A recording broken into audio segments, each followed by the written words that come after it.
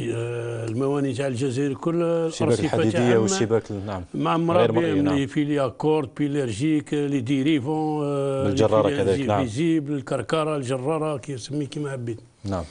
ما يخفاكش بلي الجيري لي سيناتير دو لا كونفونسيون دو برشلونه. لا كونفونسيون دي تمنع باتا الصيد بهذا الشباك. نعم. زيد تلوث سوناتراك ما قادرش تطلق لك في العسل والماء سايده في الماء، تطلق دي برودوي توكسيك دي زيدروكاربور الميركور وما يشبه في ذلك اللي يهبط من الودان. كاين امور بزاف تهبط. نعطيك على سبيل المثال التلوث هذا راهو نعم. تسمى على مستوى البحر الابيض المتوسط. ما يخفاكش باللي عندنا 46,000 كيلومتر سواحل. الانفتاح تاع البحر الابيض المتوسط جاب ما بين اسبانيا والمروك مثلث جبل طارق كاين 14 كيلومتر. دونك لي كورون فابل ما تدخلش كميه كبيره، وزيد البحر الابيض المتوسط كون يكمل بالطريقه هذه من 60 70 80 سنه يولي بحر ميت لا حياه لا يحسنون فيه. هل نربط ارتفاع الاسعار بكل هذه المشاكل اللي ذكرتها سي بلوط؟ لا لا لا, لا. ارتفاع الاسعار كاين بون انا هضرت عليها وديما نهضر عليها. كاينين مافيا. يقال ان السمك الجزائري يعني بما فيه السردين يخرج من الميناء 120 دينار يصل الى السوق ب 500 دينار جزائري. هذه حقيقه ولا مش حقيقه استاذ حسين؟ شوف مليح فيما يخص تسويق الاسماك هذه كلش للمراقبه اللي ما كانش. نعم. كيما لي دي سي بي لي ديريكسيون دو كوميرس كيما لي كونترولور البيطارين لي سيرفيس فيتيرينار وفيه نعم. وما يتبع هذيك. درك هما كيفاش عادوا يديروا درك تروح على سطيف الحوت اللي كاينه في سطيف ما تلقاش في السواحل الجزائريه لا في الجزائر لا في مستغرب لا في وهران. في سطيف ما فيها بحر ما والو. الكميه تاع الحوت اللي عندهم ما تلقاش هنا في الجزائر العاصمه. هو مشكل في التوزيع؟ يهز تليفون. نعم. كاميو 4 طون الو وي شحال عندك نكازي عندي 50 يطلعها يفلون بها. دونك كي تدخل مبيوعه يديها يعاود يبيعها اللي يبيع حالو كون ما يبيعش كي يطلعوا السومه هذو. نعم. ما عنده لا سجل تجاري ما عنده لا بابور لا محزنون. نعم. يروح يطلع يفلون بالاسماك هذه يطلعها على مستوى اللي يحب يقول ما يصورش العقل. شكرا. على هذه تلقاها طالعه بزاف. شكرا سي حسين. دكتور مصطفى زبدي كي نتحدثوا بالنسبه للمستهلك الجزائري نتحدثوا عن الاسماك وعن نعرفوا احنا القيمه الغذائيه للسمك. اكيد. لماذا يعاني المستهلك الجزائري مثلا من يعني غذاؤه غير كامل بالنسبه للاسماك وبالنسبه خاصه السردين؟ يعني عندما نشوفوا سعر ب 120 دينار يخرج من الميناء يوصل 500 600 دينار للمواطن الجزائري والمستهلك الجزائري. لماذا كل هذه الاسعار الجنونيه؟ الله يبارك الله فيك. واين هو دوركم استاذ؟ اكيد بارك الله فيك. يعني هو كما يقول لك واقع مر وللاسف الشديد. نعم. هذا الواقع المر يعني كلنا مشاركون فيه. نعم. كلنا مشاركون فيه. ولكن درجة المشاركة في هذا الواقع نعم. تختلف من جهة إلى أخرى. يعني كله يتحمل مسؤوليته. كل يتحمل مسؤوليته. نعم. أكيد كل يتحمل مسؤوليته. من وزارة الصيد البحري لوزارة التجارة بما فيه المستهلك لأنه يقتني هذه الأسماك الغالية بما فيه المستهلك. الأسباب متعددة يعني لا يختلف اثنان على ما قاله الممثل الصيادين. نعم. في أنه ما يستعمل حاليا من ديناميت ومن يعني شباك الصيد في فترة الراحة البيولوجية. نعم. ونزيد حاجة واحدة أخرى ما هي يعني هو البيع في عرض البحار الثروة السمكية. نعم. الجزائرية للأجانب. حتى هذا لازم نهضروا عليه. حتى هذا أمر نقطة مهمة. نعم. لابد الحديث عنه يعني. وإذا ما أردنا يعني أن نجد حلا ما يلزمناش نطلقوا شعارات لأجل إطلاق الشعارات. لما نتحدث عن مافيا لازم نقولوا شكون المافيا هذا، لازم نعرفوهم نحدوهم. هذا هو الإنسان ولا هذا هو الشخص أو هذا هو المضارب، لأنه من يتستر عن مافيا يمكن اعتباره أيضا مافيا. والضحية الأخير وللأسف الشديد هو المستهلك، لأنه الصياد ماشي راح يبيع بالخسارة، لأنه التاجر ماشي راح يبيع بالخسارة، ولكن ملزم في الأخير الحلقة الضعيفة أنه المستهلك يشري يعني بالغلاء. كاين نقطة مهمة، أنت تحدثت عن تدهور في إنتاج الثروة السمكية. ما كانش تدهور الآن حاليا حسب إحصائيات وزارة الصيد البحري هنالك الإنتاج الجزائري يعني يضاهي 100,000 طن. ما تم من استثمار في هذا المجال إما من ناحية العتاد، نعم. الوسائل، أو حتى الموارد البشرية، تضاعفت الموارد البشرية بالنسبة لمجال قطاع الصيد البحري. ولكن هنالك إشكال ما لا بد من توضيحه ولا بد من الوقوف عليه. إذا قلنا أنه كان هناك يعني إنتاج وفير، لماذا هل هناك يعني مشكل بين العرض والطلب؟ نعم، الإنتاج ما قلناش أنه وفير، لأنه نسبة زيادة الكثافة السكانية الجزائرية تضاعفت ولم يتضاعف بالفعل. الإنتاج بما فيه، يعني الإنتاج لم يكن بروبورسيونيل الكثافة السكانية. نحن الاحتياجات تاعنا يعني كان يقول لك يلزمنا 140 ألف طن حتى 180 ألف طن يعني لكفاية الاحتياجات الوطنية. ولكن الإشكال ماهوش فيه هنا، يعني حتى عندنا بعض المواد الأخرى في قطاعات أخرى فلاحية اللي ما تكفيناش. ولكن أن تصل الأسعار، احنا واش يهمنا؟ باسكو القطاع الفلاحي كاين وزارة يعني راهي الفرد الجزائري والمستهلك الجزائري، الفرد الجزائري الذي لا يتناول السمك وأبسط حاجة ما يتناولش السردين عادلوا عامين، هذه تعتبر يعني فضيحة، هذه وحدة. لماذا هنا السؤال الذي يبقى مطروح. والعمل اللي تقول لي واش درتوا، احنا بدينا يعني في خوض حملة مقاطعة. هذه الحملة تاع المقاطعة التي من خلالها يعني سقطت الأقنعة، لأن هنالك بعض الحجج التي كانت تعطى على أساس أنها راحة بيولوجية ما بيولوجية. يعني ناس كان عاد لهم 10 أيام كانوا يتحدثوا عن الراحة البيولوجية، ومن 10 أيام اللي كان يدير السمك 800 دينار تهبط الغدوة باب الزوار تلقاه ب 300 دينار. يعني هنالك أسباب لابد أن نعترف بها هي التي أدت، صحيح أنه العرض قليل، ولكن هذه الأسباب هي التي أدت إلى ارتفاع هذا الأثمان، وبالتالي يعني تجويع المستهلك في هذه المادة الحيوية. سي حسين بن لطف، في النقطة بالذات من يتحكم في اصطياد الثروة السمكية في الجزائر؟ إذا قلنا أن البارونات وتحدثنا لسنوات عديدة عنها البارونات، من يتحكم في هذه الثروة السمكية؟ حبيت نرد برك على اللي قال لك لازم تفضل. يسمي هذه لا مافيا وهذه وتحقير، هذا والله ما على بالو بالدنيا، ما على بالو بالغرب لا بالشرق، ما يفهم والو في قطاع الصيد البحري. جاي داخل بماصه يضرب دق دق دق دق. لا. الارقام يقول لك اسمح لي خليني نهضر. لا قلت لك 100 قال لك 100,000 طن سنويا، وين جاب هذه؟ شافها وزنها هو، كان 72,000 طن سنويا في العام. نجيبوا 400 باش ارقام وزاره الصيد البحري وارقام اللجنه الوطنيه للصيد البحري كل نهار في لي بورتون فيها. لا وزنتها برك شوف، قاطعوا البيض، قاطعوا اللحم، قاطعوا الدجاج، قاطعوا، اسمح لي ما تقاطعنيش وما تشري تنشط فيها، قاطعوا. نبارك له باش باللي راهو دخل في الجينيس بوك تاع المقاطعه. دير مؤسس، دير الارقام مش حقيقيه تاع وزاره الصيد البحري، ارقام غير حقيقيه اللي تقولوا كانوا يصيدوا 187,000 طن بارون في لي زاني 80 ل 95 الى غايه السنه الاخيره 95 الى سنه 96 97. نعم 97 رانا نجيبوا 400,000 طن دو بواسون كونجولي. نعم هذه يحب يقول البواسون كونجولي وتاكلوا يا رجل موريتانيا وراه يجيب. ما فيه لا بنا لا يحزنون. كونجولي يروح لي فيتامين منه يروح حوايج بزاف. بون كي تقول لي انا المقاطعه صلحت، ما كاش منها. اقسم لك بالله العلي العظيم الجزائريين شراو السمك وما على بالهم بالمقاطعه. هذا سعر السمك الاستاذ معكم والله ما على بالهم بالدنيا. وماكش وطني، راك على ولايه الجزائر، تكلم غير على ولايه الجزائر. يا سي حسين، سي حسين، ما عندكش حسين مع احترام، ما قايل شي غلط في الناس. الاشخاص. قطع سي حسين لا، مع احترامنا للاشخاص، احنا سالت سؤال وجيه. كل نهار يخرجنا بمقاطعه. قطعوا البيض، قطعوا الخبز، اسمح لي، قطع بكل هدوء بكل هدوء. غادي يقول لك قطعوا الماء، سمانه خلاف قطعوا الهواء.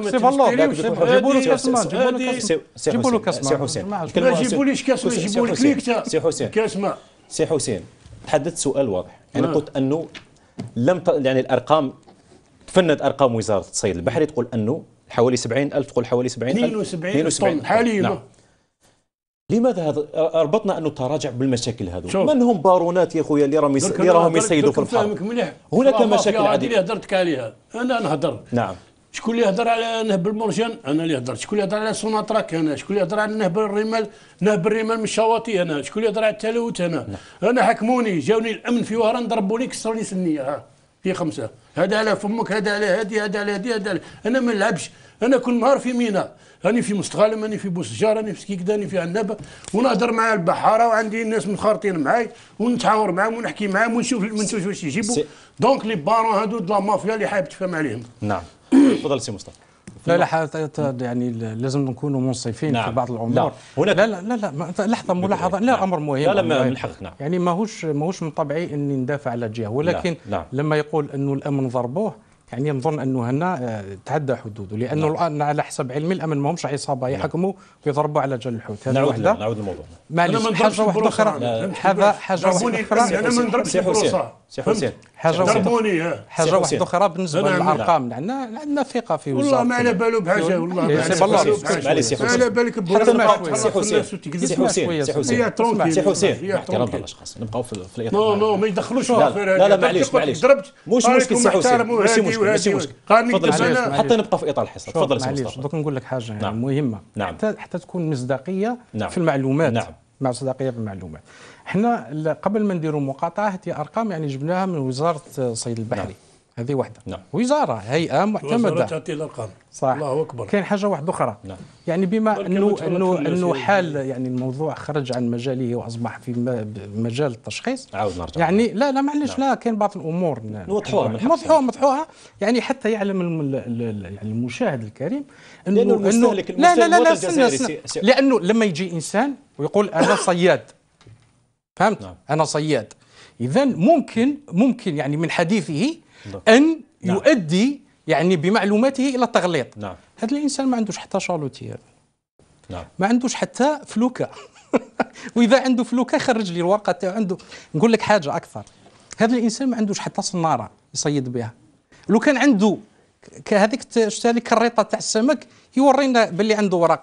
هذا ماهوش صياد، هذا انسان كان يخدم في لامارين مارشوند، في لامارين مارشوند تاع التجاره، تاع يرفدوا سلعه ويدوها، ما عنده حتى علاقه بالصيد البحري. معليش ما عندك والو تاع الشكاره تاع كذب، كل نهار تكذب على الناس في التلفزيونات. نزيد لك حاجه واذا زاد نقول لك حاجه. خدمت انا 18 سنه وانا نخدم في شارلتي. يا اخي سمعتك ما نهدرش عليا. معليش ما نهدرش عليك، ما تهدرش عليا. راك تكذب، راك نزيد لك حاجه. الجزائريين الكل يعرفوك. خلاص اسمع ما تجبدنيش انا. نقول حاجه. شوف اذا زاد هضره سوف اذكر هنا على المباشر وتكون حصريا. نقول لكم على خرجوهم من لامارين مارشون بدون تشخيص. ريح طرونكي راسي بالون. اذا زدت هضره نذكرها على خرجوهم من لامارين مارشون. تعرفني سي مصطفى دكتور مصطفى على خرجوك السي بالون. قولها نحشم نقولها، نحترم العائلات، نحشم نقولها. شوف كاينه حاجه، احنا نرجعوا لموضوعنا يعني باش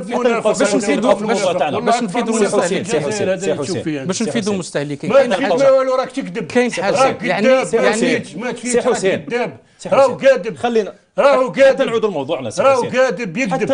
قاطعوا البيض، قاطعوا اللحم، قاطعوا هذه، قاطعوا هذه. واحد ما يتبع فيها ويضرب. تخرج والله راك تخرج. والله راك تخرج. شوف كاين حاجه مهمه، كاين حاجه مهمه انه الوقائع، والحمد لله الوقائع يعني تهضر عليها. درك نجبد لك النوار تاعك ثاني، درك نجبدهم لك. سي حسين واش عندك؟ سي حسين ماشي تهضر عليها. خلاص نرجعوا للموضوع. ما يكذبش، قاعد يكذب. سي حسين قاعد يغلط في الناس. سي بالله حتى تهضر عليها. خلاص حتى نمشيو في الموضوع. معليش بالطبع مانيش جايين هنا باش ندير انا يعني المستهلك هو الخاسر الاكبر. سي حسين من فضلك، المستهلك الجزائري هو الخاسر الاكبر في كل هذه العمليه. اكيد راني قلتها لك من قبل. يعني لما نصل يعني الى هو ما يهموش كيما اوميغا. نقول لك حاجه ما يهمش كي نتحدثوا عن لما الاسباب اللي خلاتنا هذه. اكيد نقول لك حاجه. استنى دوركم تفضل. شوف انا نعطيك التجربه تاع اسبوع هذه، وربما سوف نمددها ان شاء الله اسبوع اخر. لانه النتائج يعني اصبحت جد مثمره. دوك نقول لك حاجه، انت راك عايش معنا يا اخي صح؟ يا هل ترى تاكل السمك اسبوعيا؟ يا ودي في ريستورون ما تلقاهش. ما صحيت. هذه نقطة. كاين أمر لازم نعلموه، أنه توصيات منظمة الصحة العالمية أنه الإنسان يأكل على الأقل لازم يأكل على الأقل مرة السمك أسبوعيا. ولكن للأسف الشديد رانا نشوفوا أنه الأسبوع الماضي عاد لها 10 ايام قبل المقاطعه كان السمك والجرائد يعني شاهده كان يدير 800 دينار، اي ولا لا لا؟ هذا ما قيل. وكنا في مرحله، هذا باش نعطيك الاسباب الحقيقيه، وكنا في مرحله ما تسمى مرحله الراحه البيولوجيه، يعني السمك ما كانش، وهذا ما تم قوله. ولكن بعد اعلان المقاطعه بيومين فقط وقبل انطلاقتها بيومين فقط تم سقوط حر لاسعار السمك. والان السمك راه يدير اليوم في العاصمه 300 دينار، في سطيف او يدير 350 دينار، في بجايه يا اخي قلنا ما نقاطعوش. سعود سيبلوط سعود انا عندي على مستوى 31 ميناء. قداش كاين ميناء في الجزائر؟ قداش كاين بحري؟ قداش كاين وحده صيد وقاعد يضرب ما على بالو في والو. وبالتالي يعني ما كان يروج قبل المقاطعه يعني قد سقط اطلاقا. يعني هذا امر يعني راهم يشوفوه يعني المستهلكين. ونزيد لك حاجه واحده اخرى، كاين ناس حتى انهم راسلونا وقالوا بانه ما قدروش يعني يقاوموا في انخفاض هذه الاسعار، يعني 300 دينار السمك ما شافوهاش، شراو. ربما كانت هناك يعني مرحله لتكسير المقاطعه. انا نعطيك اليوم فقط، اليوم عضو من الجمعيه كان في مهمه، دخل الى مطعم قال لي لقيت الميرلون خشي نقدها، قال لي كي ندير الموس يغرق الموس لداخل، قال لي سامحني يا اخويا ما قدرتش نقاوم، قال لي ميرلون قد هكذا خشين 800 دينار. قلت له بصحتك يا اخي ما فيهاش اشكال. اذا وشنو هو الشيء اللي خلى في 10 ايام الاسعار تنزل ب 50%؟ اذا لقينا الاجابه على هذا السؤال نلقاو المافيا اللي واحد ما اعلن عليها من قبل، نلقاو الاسباب الحقيقيه لهذه الندره المزعومه وحده، وايضا الى هذا الارتفاع الجنوني في ثمن الاسماك. نعم تفضل سي بلوطي. سؤال قاد يخرط. نعم سي والله ما على بالو ايش راهو صاير. اذا كان عندك هو ما عندهم خاتم سيدنا سليمان هبطوها 300 دينار. تفضل. سمعت هبطوها 300 دينار. اسعار السمك تراجعت في الفتره هذه. السمك هذه منذ مقاطعه. مش مقاطعه. مقاطعه وعلى ودي 30. انت اللي حبستو. لا اخي انت اللي حبستو. شوف مليح. ترى وقت الراحه البيولوجيه تكسب. انت عاد لك اسبوع كنت تهضر عن الراحه البيولوجيه. ما تقاطعنيش خليني نهضر ولا ما خليكش تهضر من بعد. ما تخليكش تهضر. خليني نهضر. تغلط في الشعب سي بلوط هما في استقطاط هنا والله بيرو ما يسعوه. معليش معليش استاذ معليش يكذب على الناس ويغلط الناس. علاش تراجعت الاسعار في هذه الفتره؟ الاسعار تراجعت كي تدخل كميه كبيره. انا نهار الاول تاع المقاطعه كان هناك العرض اكثر من كنت تماك والله العظيم دخلت الخير والبركه. كي تدخل الزرع رانا في راحه بيولوجيه. تعرف شنو معناها راحه بيولوجيه؟ تعرف شنو معناها راحه بيولوجيه؟ والله ما بالوش راحه بيولوجيه. هذا اللي جا خليني نكمل. شوف مليح دخلت كميه كبيره على مستوى 31 ميناء صيد بحري. الله اكبر. كل دخلت فهمت. هادو والله ما على بالهم بهم وما سامعين بهم. هجره جماعيه للسمك والله ما على بالهم. هجره جماعيه الى شواطئ الجزائر. الله اكبر. سي مصطفى تفضل سي مصطفى. درك شولي تهضر نولي ندير كيما راك دير. لا سي مصطفى مربي بالكذب مربي بالنفاق مربي بكلش. الله غالب عليك. سي حسين سي بلوط. انا نهضر معاك. شوف مليح. نعم الراحه البيولوجيه هذه تبدا من شهر مي حتى الاوت جوي اوت 4 اشهر. نعم الراحه البيولوجيه صافي بادير ما تروحش تصيد. درك نفهموا. نعم تبع سيدك تفهم مليح واش هو البحر. البحر ماشي طريق ولا طاكسي ولا كاميون. شوف مليح شوف مليح الراحه البيولوجيه كاين ربع كات زون 4 مناطق. نعم المنطقه الاولى تبدا من 0 الى 3000 3000 مايل سماره. المنطقه الثانيه من 3000 الى 6000. الامر ما يهمش المستهلك. من فهمت خليني نهضر واش اللي يهم. انتم يهمكم الكذب. سي مصطفى خليه يتكلم في الجوانب. سي مصطفى قاطع شوف سي مصطفى قال لك الحجه على جا في يوم واحد. علاش انخفض سعر السمك في الفتره هذه برك؟ هذا ما كان سؤال. كميه كبيره هذه والله ما على بالي. كان العرض اكثر من الطلب. كان العرض اكثر من الطلب بن عميه. كان في الثلاث ايام هذو والله هكذا على هذه هبطت. شوف انا نزيد نقول لك دي فوا توصل حتى ل 120,000 سردين. نعم عدات وصلت. وين كانت حمايه المستهلك؟ وصلت دي فوا حتى 120,000. انا كنت نضرب على البحر، كنت نضرب على المواطن، كنت نضرب. نعم. حنا ضد ارتفاع الاسعار هذه. هو يقال انه سي بلوط اسمع لي بكري انا يقال انه السمك السردين يعني السردين يخرج من الميناء ب 120 دينار ويباع يعني من طرف يحتكر من طرف، يعني كان اللي راه يشرى من البحر، يشرى في اللارج. قلت لك شري نعم. بالتليفون، هضرت نعم. هذه يشري بالتليفون، كاينه يوصل حتى ل 500 دينار المستهلك. كاينه بصح شوف مليح، كاينه نعم. بوند دو مافيا هذه اللي تخدم على 14 ولايه ساحليه، كاين 31 ميناء صيد بحري. نعم. كاين 5250 وحده صيد. نعم. اونتر شالوتي سارجيني بتيميتي بالونغري بون، هادو يخدموا بالتليفون. الو وي وهران كاينه ضربت شحال دير 30 هبط لي 200 صندوق للجزائر. ثاني نهار نعم. شحال يبيعها ب 50. نعم. اللي يديها ب 50 يبيعها ب 80، اللي يبيعها ب 80 وتبقى هكذا لاشين هذه. علاش؟ يا با دو كونترول.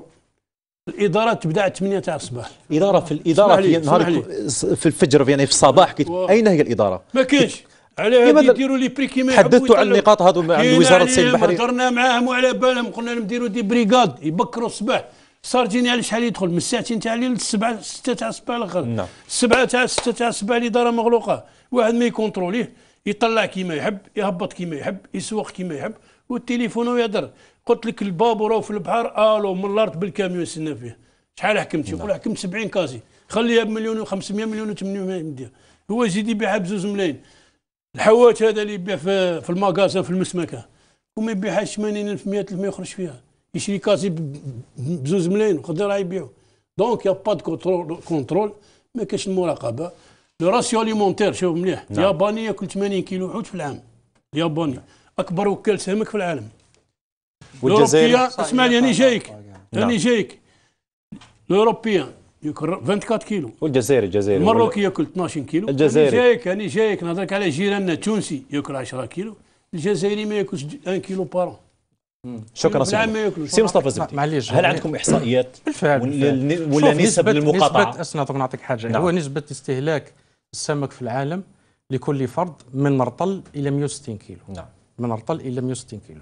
الجزائريين راهم في لافورشات تاع 10 كيلو، يعني من اضعف الشعوب استهلاكا. 10 كيلو سردين، يعني بدون تحطوا على الميرلون والسيبيا وكاين والشيف.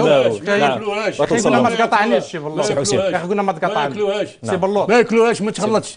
ما ياكلش 10 كيلو، ما ياكلش 10 كيلو. لاجل يعني لاجل تنظيم الحوار. نعم. يعني شوف انا احترمته خليته يهضر، خليته يتكلم. كنت تهضر انا نهضر وانت سي بالله درك نلعبوا البينغ بونغ. انا نقول لهم على خرجوك من لاماري. قول لهم على خرجوني والله ماك راجل. سي بالله انا ما عنديش الرشوه. انا ما عنديش طونابيل، انا ما عنديش فيلا، فهمت؟ انا نسكن في باتيمون، انا نفوايجي بالكار.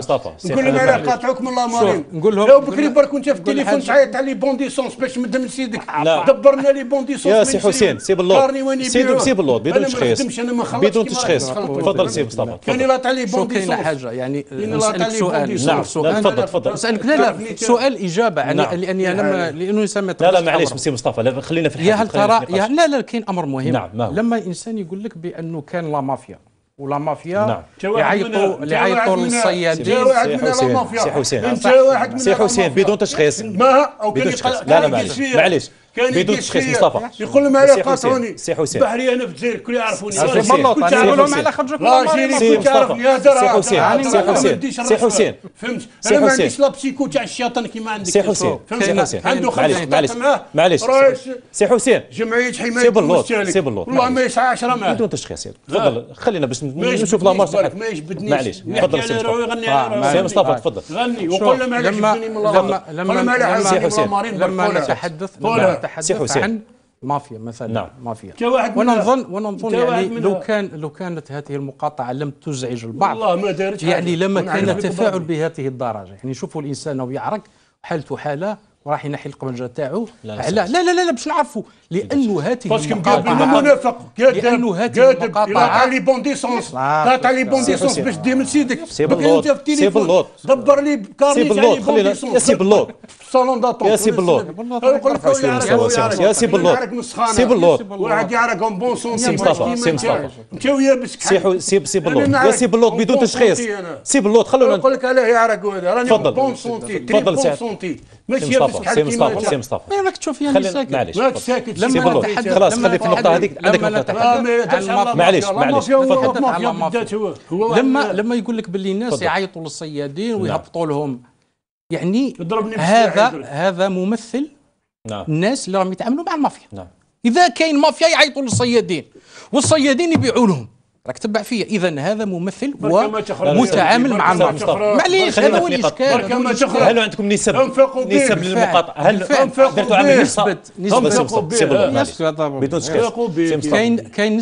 كاين نسبه والله ما يسال احصائيات وما على بالو في حاجه، ما على بالوش. خلينا انا نعطيك الارقام. انا في الميدان نتكلم على الوقت. انا في الميدان هذا خطيه الميدان قطاع الصيد البحري. لا راه نتحدث على المستهلك. واش عندك تحدث على الجانب المستهلك. سي بلوط. اش عندي؟ سي بلوط. عندي شالوتي. سي بلوط. درك انا عندك فلوكر. عندي شالوتي في المينيستير، عندي ديسيزيون. عندك شالوتي. وين صيدت البارح؟ وين صيدت البارح؟ شحال عندك في بلادك في واد سوف؟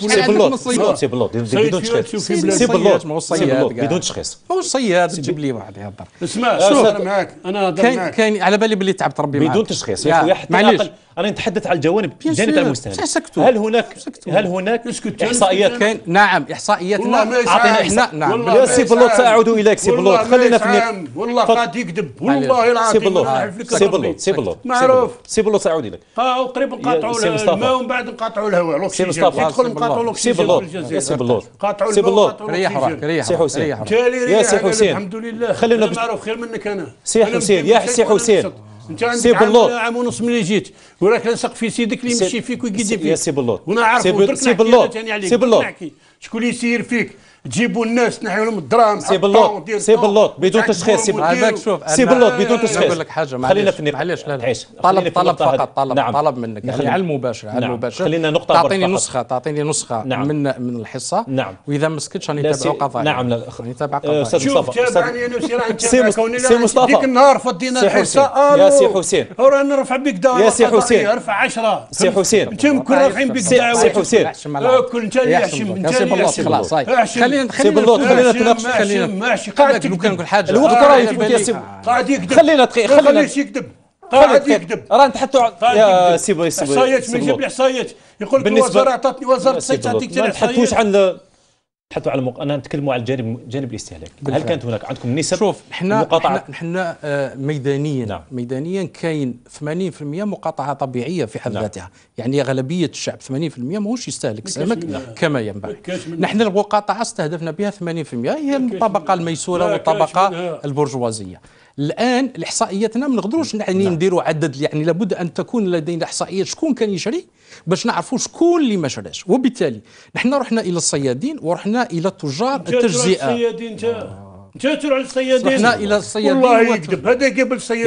يا سي بلوط هذا قبل. ساعودوا اليك يا سيدي ساعودوا اليك. صح نهضر معك سي بلوط ساعودوا اليك. تعيش يحب يقاطع الناس. يحب يقاطع الناس. يروح يسلك البحريه يسلك المواطنين. جيب لهم وبالتالي احنا مع تجار التجزئه وحتى على الصفحه تاعنا. يعني المشاهدين يزوروا الصفحه تاعنا يشوفوا بانه حتى من بعض تجار التجزئه كانوا مع المقاطعه وصوروا مع الاعضاء تاعنا في داخل الاسواق. احنا المعلومات انه اكثر من 50% مما كان يباع يعني ينقص اكثر من 50%. بالتالي اذا كان مثلا بائع تجزئه كان يبيع مثلا 10 كاس في النهار ولا يبيع اقل من 5 لكاس.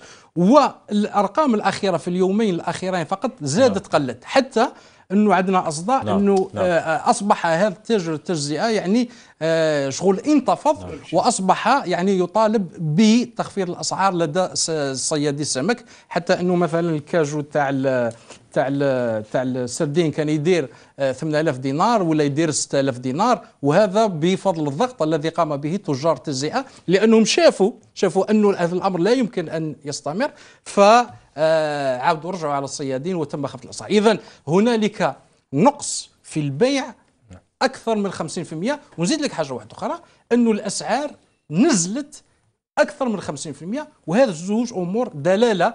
نحن لسنا هنا لنقول بأن المقاطعة نجحت أو بالافتخار. لما نجحنا لكي نفتخر بأن المقاطعة. نحن لو كان القوم تكونش يعني إطلاقا مقاطعة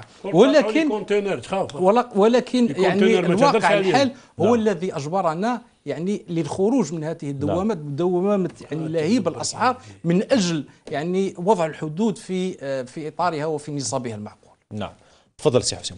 نتحدثوا على نقطة نتحدثوا على نقطة سنتحدث عن نقطة واحدة أستاذ حسين. سنتحدث عنها. وزارة الصيد البحري عملت خارطة طريق لبعث الصيد البحري في الجزائر. هل شاركتوا في الخريطه هذه اللي تحدث عليها وزير الصيد البحري كان سي نائب محمد فروخي؟ كان نائب تاعي يحضر معهم في الوزاره. نعم. حاضروا. ما هي النقاط اللي تحدثوا عليها؟ درك شوف مليح، درك قطاع الصيد البحري. نعم. باش نكونوا صراحه. نعم. ما نقولكش هو ماشي 400% بيان ولا 100% ولا هادي. بون راهو جابوا لي شالوتي هادو، قدام ما جابوا لي شالوتي هادو. نعم. رونونس ايكونوميك هادي. نعم. كانوا مدايرين بارتناريا مع السبلن، مع لي جابوني ومع لي بورتوغي. كانوا يدخلوا السواحل تاعنا. نعم. جابوا بابر دي باطو اندستريال، كيحل لك شبكه يدخلوا دو شالوتي تاعو فيها هذيك كبار شويه، يخدموا بالشهر بالشهرين في البحر. راك لاونا لي كوت، راك لاونا لا بريمير زون كامله راك لاوها. القانون يمنع منع بتن بابور اكثر من 500 زايله 500 شوفوا يهبط لا بريمير زون من 500 ل 1700 حتى ل 2000 شوفوا. دوزيام تروزيام زون، كاتريام زون سي لا بيش اندستريال. مازالت بعيده علينا بزاف.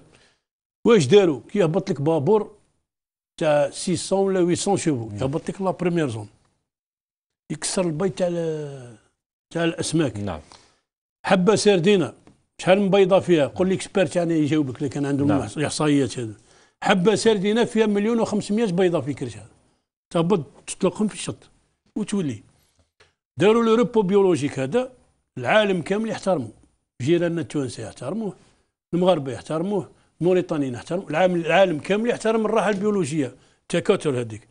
تهبط الا عندنا الا في الجزائر، الا عندنا احنا واحد ما يحترم. درك تعدي من بعد تعدي غدوه لا ريغلومونطاسيون دو لا بيش ماهيش ريغلومونتير وماهيش القانون مش مطبق. نعم.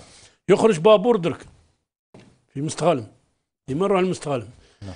يخرج البابور على 4 تاع الصباح يدخل على 5 تاع العشيه، ال 5 تاع العشيه تزيد تهبط ايكيب تطلع ايكيب. نعم. من 5 ل 4 تاع الصباح. دونك يروحوا يطيشوا الشباك تاعهم لي بالونغري هذوك. القانون يقول كي يرمي الشباك يجبدهم، طلع الشباك ينحي السمك تاعو والشباك يطلعوا لك يحطوا.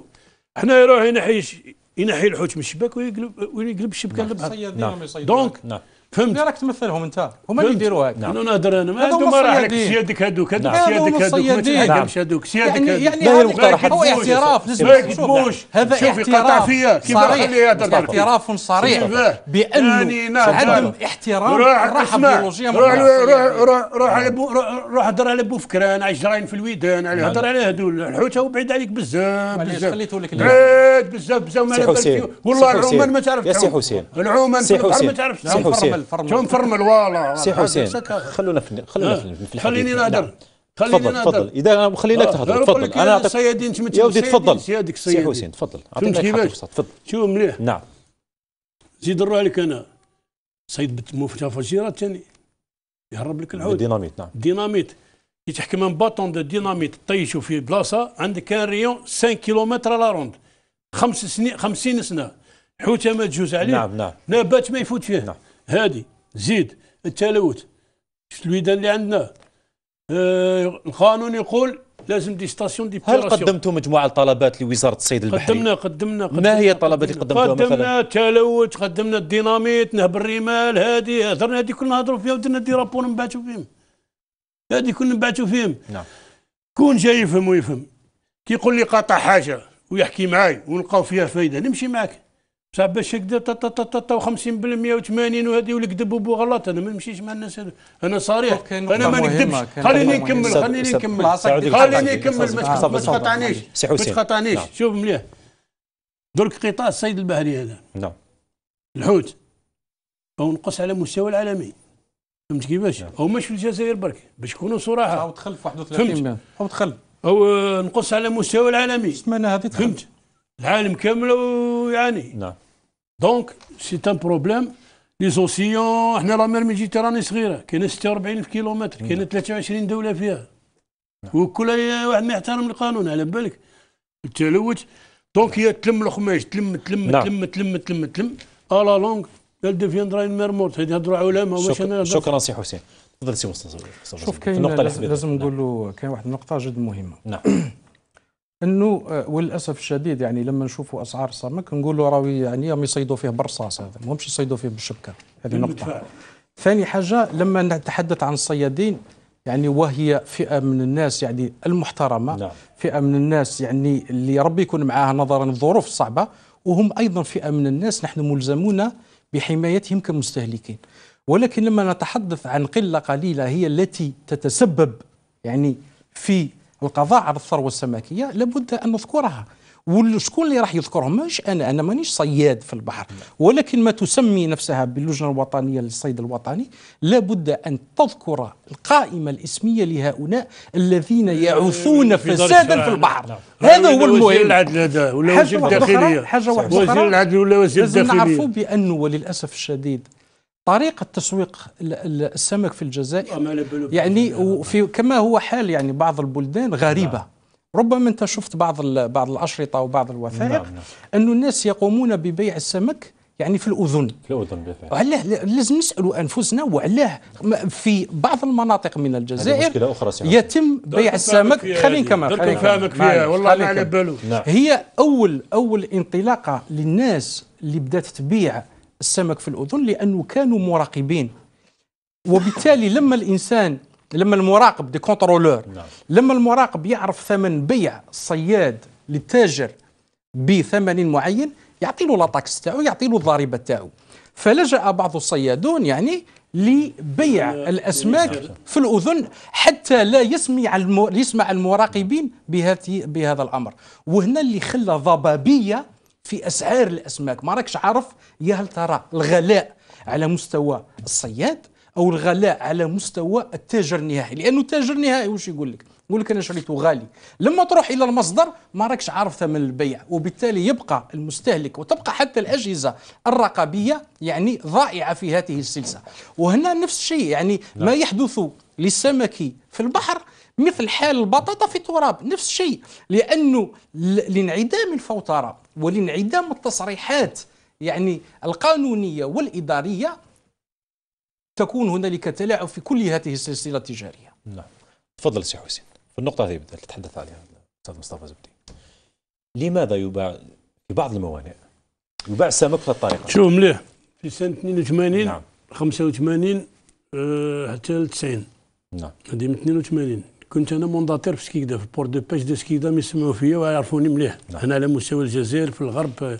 نعم. انا معروف. يعني الصيادة مونداتير ما يعنيش صياد. خليني نهدر مونداتير في الفلاحة ما يعنيش فلاح. شوف مليح بديت بحري في شالوتي ضربت 5 سنين، طلعت وليت ميكانيسيان في البابور الملكة، خدمت في البابور الفتح هذه في سكيكدا، خدمت في بابور بزاف في الصيد البحري.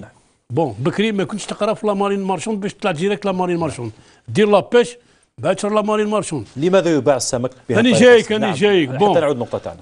كي قال لك ما كنتش بحري ما يعرفنيش، كون يعرفني ما درتش الهضرات هذو بوغلط اللي غلطوه كل صحابو هذوك ما ضعناش معليش. بون الناس الكل تعرفني كنت بحري وعندي محل كنت نبيع السمك الى يومنا هذا. راني بحار عندي الفاسيكيلو مازال عندي، كون جيت على بالي والله لو كان تاع مارين مارشوند ما تاع لابيش يا في وزاره الصيد تعرف. اعطينا ورقه باللي عندك فلوك، اعطيني ورقه عندك فلوك. خلينا نهدر درك، خليني نهدر. انت روح للصحراء المقرقر والجرايل ورقد فرمل وغطي وهادي اعتز بنسبي.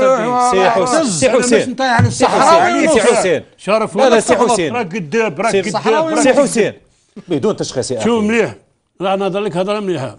عنابه سكيكدا بون عنابه كنا نروحو نجيبو الحوت، كنا نروحو نجيبو كي تعود معنا. نعود للسؤال تاعنا استاذ.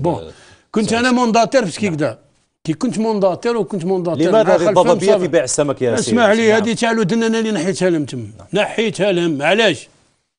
مازال في بعض الموانئ مازال متواجده، مازالت بصح ماشي كل نحات. كانت هنا في الجزائر راحت بارتو عاد هلاكري هلاكري نستعرف بك هلاكري ما تصرف بي صرف بروحك صرف بي بون تاع ليسونس اللي راح تدير في يدك من بعد. اللي كنت في التليفون تقول له دبر لي حسين بدون تشخيص يا سي حسين. ما يقاطعنيش درك يهضر نقاطعوا سي حسين والله درك نقلب لك. تفضل يا خويا نعود للنقطه تاعنا. موالف بالطوايش موالف بالتراب هذا دكتور هذا والله يقطع لي دكتور اللي كيما انت. بون شوف مليح بدون تشخيص يا فهمتي. نعم هاد الحوت هذه نعم حلول كاينه، حلول راهي كاينه. ينحيوا الشباك المحرمه يمنعوهم من عبادتهم كما العالم كامل. احنا اللي ترى لي بور هذو اللي في لي ديريفون توليرابل ا 2 كيلومتر 500 على 40 متر حنا راني سينياتير لا كونفونسيون دو برشلونه. شكون اللي يدير فيهم سي حسين؟ شكون اللي جاي كاين جايك اخويا. تفضلي. تروح كاين اللي يخدموا البتي ميتي كلهم عندهم يعرفوهم معروفين هذه بون يزيدوا لهم 1500 ولا 3000 4000 ويروحوا يصيدوا واش يحكموا لي دوفان لي مامي فيرمارا يحكموهم دوفان تحكموا يعود يبكي يزيدوا يلقاوهم يقتلوهم ويطيشوهم هادو لي شباك المتنقله. كاين اللي فيلي اكورد بيلارجيك هذه اللي تحل قلت لك يدخلوا فيها زوج بابر. كاين اللي فيلي انفيزيبل ممنوع تصيد بهم الحوت ما تشوفهمش غير الشباك غير مرئيه. غير مرئيه. كاين انواع بزاف من الشباك العالم كامل طيشهم. لي بور تاعنا ولاو لي بوبال تاع الشباك هذه كامله يبارتو في لي بور ويعرفوهم وكلش واحد ما يهضر. انا ما هربوش من الحق. انا هدرت ونددت ودرت مازال بالصيد البحري بطريقه تقليديه سي حسين. لا غالب الصيد باسكو كاين دي زونسيان باترون باش بصح درك ما تغلطش باللي داروا دي زانستيتيو باش كاين دي زيكول مازالوا قوارب صيد يمشوا كاين راني معاك محركات تاع شاحنات. درت هذه درت عليها. كاين كانوا مازالوا قوارب صيد تاع 100 سنه مازالوا يخدموا. قلنا لهم كسروا القديم ويجيبوا جديد. لا رولونس هذه لا رولونس شكون اللي استفاد منها؟ شكون اللي استفاد من لا رولونس؟ استفاد منها البروفيسيونيل. والله ما داو حاجه. اشكال كبير اخي الكريم. يعني معلومات هذه معلومات جد هامه. لا هو يقدم في لابد ان نستثمرها. لابد ان هو يتكلم على حقائق موجوده. ما تجرحنيش انا نهضر معاك بصح كي تبدا لا معليش لابد ان نستثمرها لصالح البلاد. لا نقول لك حاجه. انا شوف قبل ما نعرف السيد بلوط انا كنت المعلومات اللي كان يقولها لأنه إنسان مطلع على الميدان يبحث. أنا أعرف بأنه يبحث في هذا الميدان. ولكن هذا الأمر لما تكون عندك كم، أنا ما أعيب على السيد وعلى أمثاله أنه المعلومات اللي حتى نحن بحوزتنا هذه المعلومات يقول حتى معذرة حتى احنا عندنا.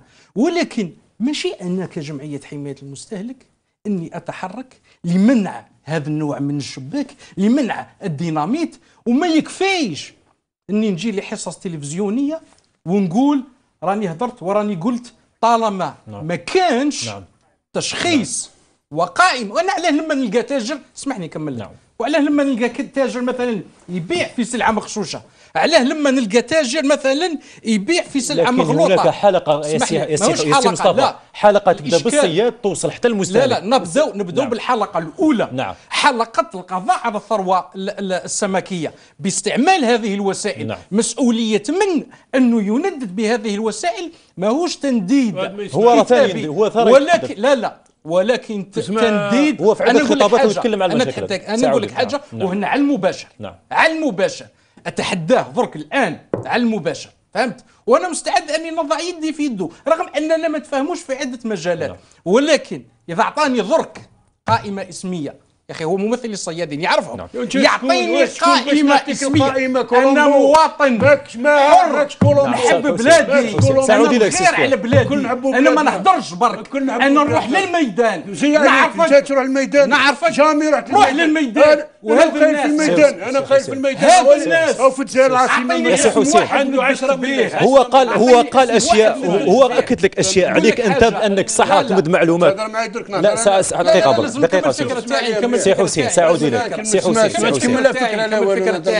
أنا لما المعلومات لا يتم استثمارها واستغلالها كما يقول لك رانا نعمروا في بدون متقوب لتكون القائمة الاسمية. سي مصطفى زبدي هو يتحدث على حقائق ويمد يقدم معلومات. لا يكتفي أنني نعطي حقائق. لازم العمل كي تكون عندي أدوات.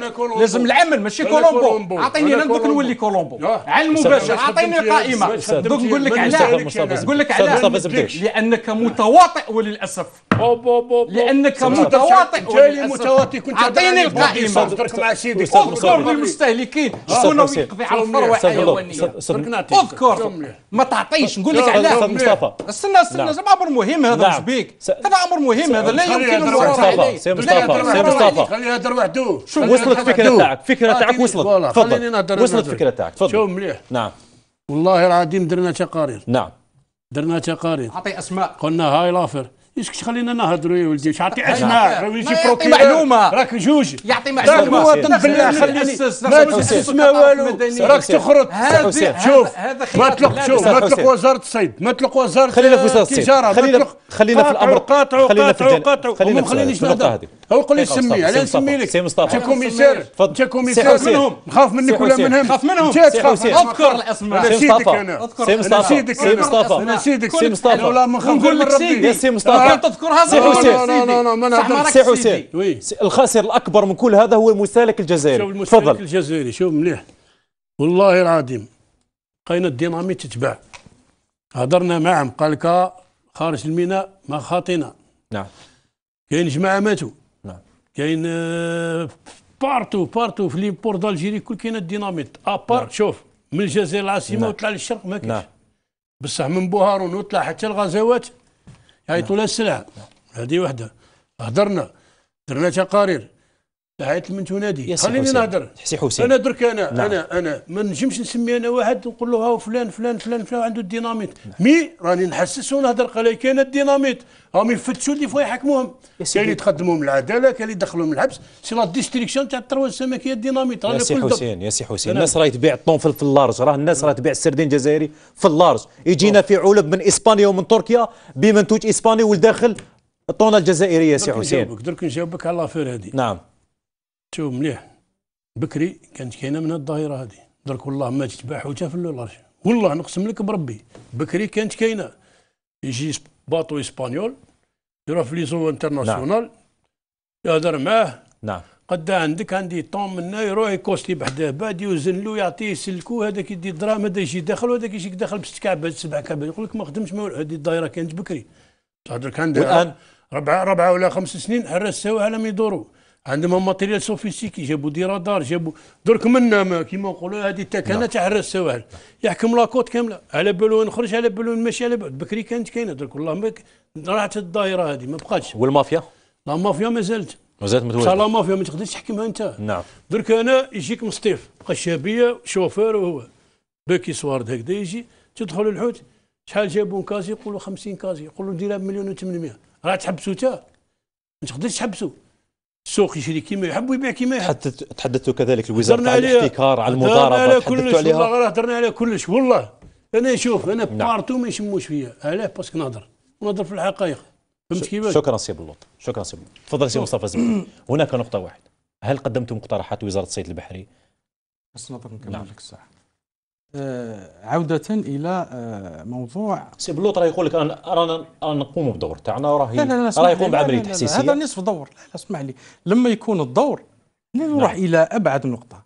نعم. يعني ما نقولش ماشي راني نشوف في السرقة نقول يا جماعة كاين سراق اذكر قال لك الساكت عن الحق الشيطان الأخرس.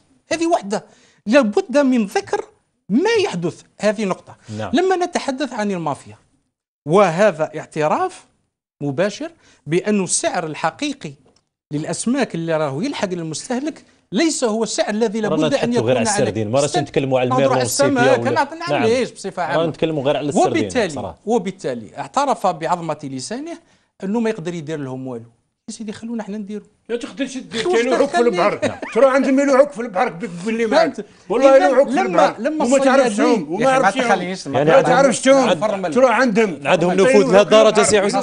سي بلوط عندهم نفوذ لهالدرجه، عندهم نفوذ لهالدرجه. والله العظيم باسكو يقطع فيهم ويهدر كلام ما كاش منها ويخرط ويكذب ويدير ومنا بخلاص. يعني شوف الحقائق، يعني شوف الحقائق. ساعه كوميسيون، ساعه بروكيرور، ساعه كولومبو، ساعه عمر بن الخطاب، ساعه يقرأنا القرآن. سي بلوط الناس فايقين بك. سي بلوط قلت عليا بلوط يا اخي، قلت عليا مريض عقلي ولا لا يا اخي. قلت لك روح شوف بسيكاتر، هضرت لك في خلاص ما تلومنيش. هضرت لك بدون قلت لهم روح شوف بسيكاتر. انا ما يعيط لي بابا الماسكي يا روح شكون انت؟ قال اني قلت عليه روح شوف بسيكاتر انا مريض. سي حسين بدون تشخيص. اذا نعم انا رايح خويا. هذه المعطيات لا سي حسين لا سي حسين ريح حساب هذا ما بقالهاش سي حسين خلاص. انا ما نقدرش نريح يا ودي راح نخدموا. يا سي حسين يا سي حسين يا سي حسين انا ما نافقش. انا يا سي بلوط الحصار. انا ننصرف. سي بلوط الحصار ما تقلقش. ما بقاش اكثر من ما نخدموا. تفضل تفضل سي مصطفى. تفضل سي مصطفى. شوف سي حسين خلاص احتراما للمشاهد.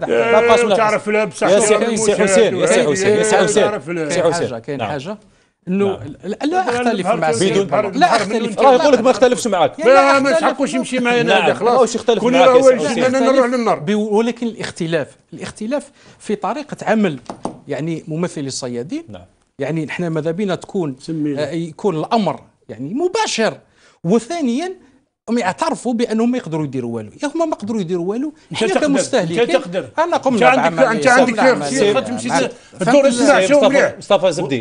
الوقت المخرج يشير الى انتهاء الوقت. لا خلينا نتكلم. دقيقه السؤال تاعك دقيقه سي مصطفى زبدي دقيقه. سي حسين وي قبل ان نختم كلمه اخيره يا اخوان.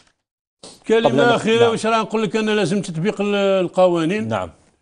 واحترام الراحه البيولوجيه باسكو كي نحكيو على الراحه البيولوجيه ثاني هما تلومش البحري. الدول تاع العالم كامل الكات موا هادو يسلكوهم فيه ما يعطيهم السميك، هما ما يعطيهم والو. كي واش راه ياكل في الربع شهور هادو بالفعل يسلكوهم يديروا من كاس نوار ويحترموا الراحه البيولوجيه وهاديه والاسعار تنقصوا وتشوف. نعم شكرا سي حسين. تفضل كلمه اخيره سي نقول لاخواني الصيادين قبل كل شيء، نقول لهم بانه العمل تاعهم عمل شريف، ولكن نتمنى ان يتهيكلوا. نهضر على الصيادين المحقورين. الصياد اللي راهو يعاني بشبكه تاع 200 مليون وشبكه 400 مليون. ماناش نهضروا على صغار الصيادين اللي تلاقينا بهم وهضرنا معاهم ويبيعوا حقيقه يبيعوا السردين ب 15,000 وللاسف الشديد لانه ما عندهمش اليات التسويق.